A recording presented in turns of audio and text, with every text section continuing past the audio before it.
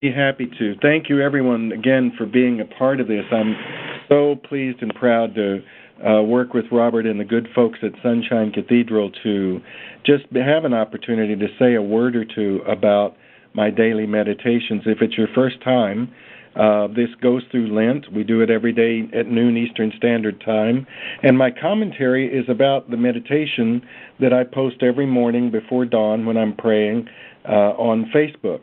And people read those, and everyone's a little different. I'm never sure what will actually come out when I'm writing them spontaneously at the computer in the morning. But today, what moved me in my spirit was really just this idea of what we believe, and that if we have faith, we may be able to change our lives.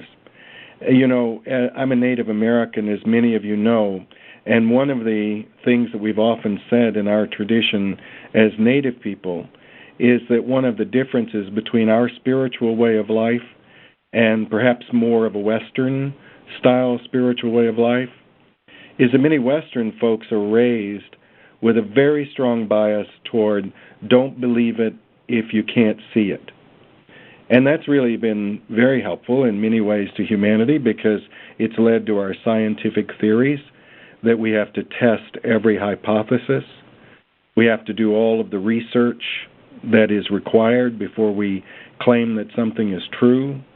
Part of that whole Western don't believe it if you can't see it with your own eyes, the sort of St. Thomas concept is it leads us to read between the lines and to make sure we have all the data before we sign on the bottom line. So there is a strong element to our Western society that really follows that principle out in so many aspects of our daily lives.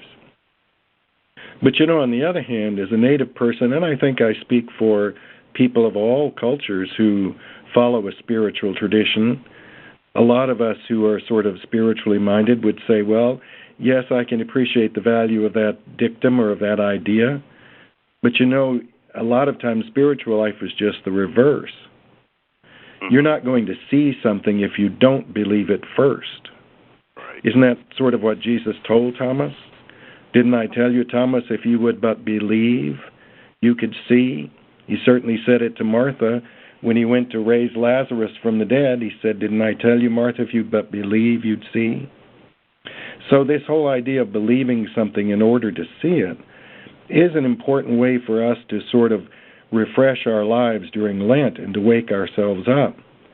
That very often we find we're just sitting around in a state of despair, as I wrote in my little meditation this morning, that sense of despair is, I just don't believe anything could change this situation. I just don't believe that things are going to get better. A lot of times in our lives we fall into that trap, don't we? Where we're just convinced it can't get much worse than this. There's no way out. I'm not going to believe that this is going to work unless somebody comes along and shows it to me in black and white. Well, a lot of times if we believe, we begin to see new opportunities. If you let faith lead you, you can begin to find different choices that you can make in your life that can make a very big difference. If you believe that you're worth something, you may find your way out of low self-esteem and out of sorrow. If you believe that there is a life after this, it may help you with a sense of grief. If you believe that you were born to be precious to God, you may have the confidence to make a choice that you need to make to improve not only your life, but the lives of many other people.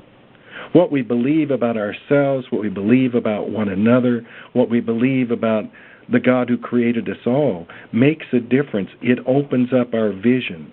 It allows us to see life in a new way. We have to take some of this in trust. That's what faith is all about. As St. Paul said, faith is believing in things that we don't necessarily get to see right away, but that become ever more apparent as that faith and as that belief leads us on into deeper and deeper levels of understanding. So I think this morning the angels of God were around me, whispering in my ear, saying, talk to the folks about just simply believing, just simply having faith, that it's not always about whether or not we have to see it to believe it. Sometimes it's about not being able to see it if we don't believe it first. So I don't know who there is out there listening to me right now that I'm speaking to, but you know who I'm talking to, don't you?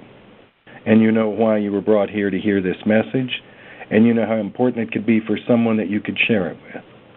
So I want to thank all of you for being with me again today at noon, and I hope this little reflection is a blessing to you, and I really hope it will cause you to renew your faith. Don't fall into despair. Don't doubt. Don't let anger or jealousy or envy or anything else cloud your vision. Believe with all your heart and trust in the God who made you, and you will see far more clearly and make choices far more wisely, and God will help you. So thank you again, Robert. Thank you for letting me be here and letting me talk. I made it at the last minute, everybody. You can see me. We got the gremlins to work, and I'm so happy to be with all of you. God bless you all. Well, thank you so much, Bishop Charleston, for taking time in your schedule to do this, and glad we got a chance to see you online as well as today. And a wonderful reflection as always, and very encouraging words and uplifting words and inspiring words in this season of Lent as we reflect on what Lent means for each of us in very, very different ways. And thank you for sharing your gift and time with us today. And again, thank you everyone for being with us, and have a great day. God bless you.